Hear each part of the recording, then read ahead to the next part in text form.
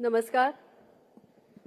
मुंबईची ओळख असणाऱ्या गेटवे ऑफ इंडिया आणि त्याच्या बाजूला पसरलेला विस्तीर्ण समुद्र यांच्या पार्श्वभूमीवर, यांच्या बॅकड्रॉपवर आजचा हा महाराष्ट्रीयन ऑफ द इयर या लोकमत समूहातर्फे गेली 12 वर्ष अव्याहतपणे चाललेल्या बक्षीस पारितोषिक समारंभाचा आजच्या या संध्याकाळी आपल्या सगळ्यांच्या समोर मी ज्युरी मंडळाची प्रतिनिधी म्हणून उभी आहे.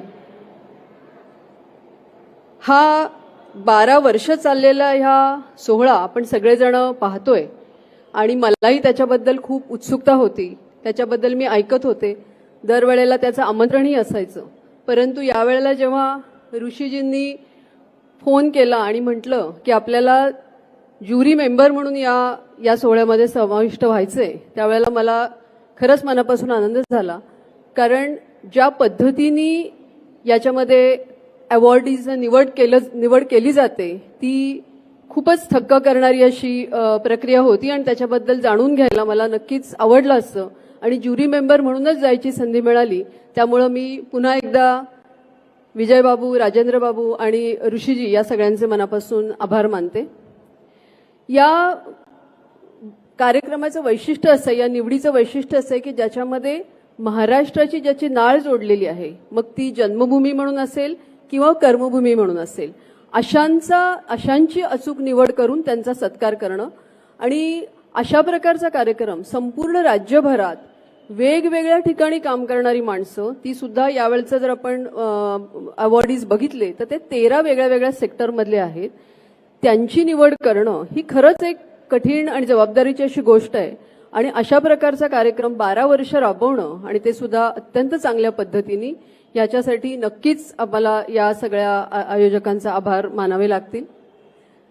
जेव्हा आम्ही ज्युरी मंडळ म्हणून गेलो त्याच्यातही आम्ही 13 जण सदस्य होतो.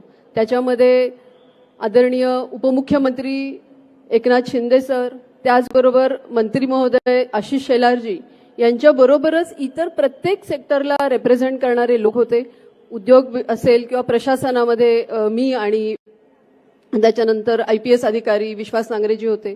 ते ह्या प्रत्येक सेक्टरमधून काम करणारी माणसं होती आणि ह्या सगळ्यांना एकत्र आणून आम्हाला या अवॉर्डची निवड करायची होती. सुरुवातीला जेव्हा मंडळाची बैठक झाली त्यावेळेलाच ही प्रक्रिया किती चांगल्या पद्धतीने केली ती सांगितलं गेलं आणि याच्यामध्ये लोकमत समूहाचे जे लोक वेगवेगळ्या जिल्ह्यांमध्ये काम करतात आणि त्यांना या सेक्टरमध्ये काम करणाऱ्या ह्या अनेक मंडळींचं काम जे जवळून पाहतात ते मुळात पहिल्यांदा त्यांची निवड केली जाते. त्याच्यानंतर त्यांची जी काही एक एडिटोरियल टीम आहे त्यांनी दिलेल्या नावांमधून पुन्हा त्याचा सखोल अभ्यास करून ते त्याची निवड करतात. यादी शॉर्टलिस्टेड लोकांची यादी जाहीर होते आणि मग त्यामधून आम्हाला ज्युरी मंडळाला ही निवड करायची असते. म्हणजे कुणालाही स्वतःला नॉमिनेट करावं लागत नाही, कुणालाही स्वतःला प्रमोट करावं लागत नाही. ही निवड इतक्या चांगल्या पद्धतीने केली जाते आणि ज्युरींच्या समोर जेव्हा त्यापैकी प्रत्येक सेक्टरमधले 5-5 जणांची नावं आली त्याच्यामध्ये सुद्धा त्यांच्याबद्दलची अतिशय इत्थंभूत माहिती ऋषी दर्डाजींनी स्वतः पूर्ण आम्हाला दिली.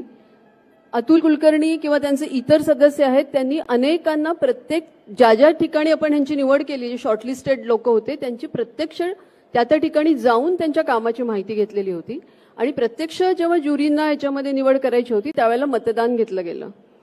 याच्यामध्ये काही मला असं वाटतं की लोकांकडून सुद्धा मतं मागवलेली होती, परंतु ज्युरींच्या समोर ठेवत असताना मात्र अतिशय पारदर्शक पद्धतीने या सगळ्यांची निवड आम्हाला करण्याची संधी मिळाली आणि त्याच्यावर आधी साधक बाधक चर्चा झाली. कित्येक वेळेला तर निवड करणं सुद्धा अवघड होतं अशी परिस्थिती होती. कारण सगळेच त्या जे शॉर्टलिस्टेड कॅन्डिडेट्स होते ते सगळेच इतक्या ताकदीचे होते की त्याच्यातून आम्हाला ती निवड करावी लागली आणि त्याच्यामध्ये काही मतभेदी झाले, चर्चाही झाली आणि प्रत्येकाने आपापली मतं दिली आणि बहुमताने हे लोक निवडले गेलेत. त्यामुळं इतकी पारदर्शक प्रक्रिया ही यापूर्वी मी पाहिलेली नाही आणि अशीच गेली अनेक वर्ष जर हे चालू असेल तर त्याच्यातून खऱ्या अर्थाने आपण प्रत्येक सेक्टरमधला महाराष्ट्रीयन ऑफ द इयर निवडतोय आणि ह्या सगळ्या प्रक्रियेचा भाग मला होता आलं याबद्दल मला मनस्वी आनंद होतोय आणि त्याबद्दल लोकमत समूहाचे मी आभारी मानते. ज्या लोकांना आज अवॉर्ड मिळालं त्या सगळ्यांचं मी मनापासून अभिनंदन करते. पण जे ह्या सगळ्या प्रक्रियेमध्ये ज्यांची निवड झाली पहिल्यापासूनच त्या सगळ्यांचं सुद्धा मी मनापासून अभिनंदन करते.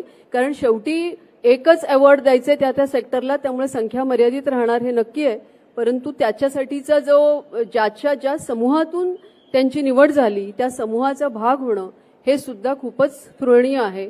आणि त्यामुळे त्या सर्वांचे मी मनापासून आभार मानते आणि या प्रक्रियेचा भाग होण्याची संधी दिलीत याबद्दलही पुन्हा एकदा आभार मानून या कार्यक्रमासाठी मनपूर्वक शुभेच्छा देते.